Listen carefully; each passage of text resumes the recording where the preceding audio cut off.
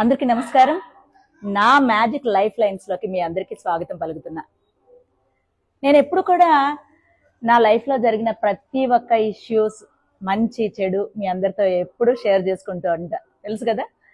So ఈ రోజు కూడా అలాగే ఒక మంచి విషయాన్ని మీ అందరితో షేర్ చేసుకోవడానికి, నా లైఫ్ లో జరిగిన ఒక ఎక్స్పీరియన్స్ ని, నా బాధని మీ అందరికీ షేర్ చేయడానికి మేము ముందుకు వచ్చేసాను.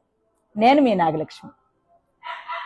ఒక వ్యక్తి గురించి మనం పూర్తి స్థాయిలో తెలుసుకోవడం, లేదంటే అతన్ని అర్థం చేసుకోవడానికి ఏ విధమైన విషయాలు మీకు తెలిస్తే చెప్పండి.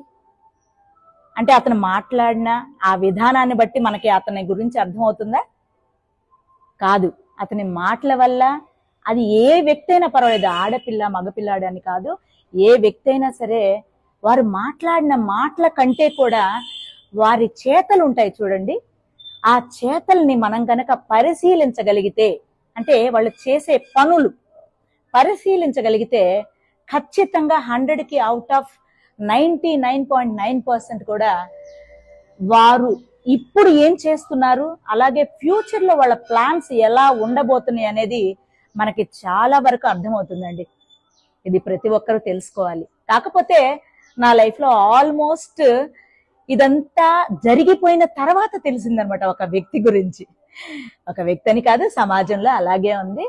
సో ఖచ్చితంగా మీ అందరు ఈ విషయాలు తెలుసుకోవాలి. మీరు నాలాగా బాధపడకూడదు, అందరూ బాగుండాలనే ఉద్దేశంతో నా ఎక్స్పీరియన్స్ అంతా మీతో షేర్ చేస్తున్నా.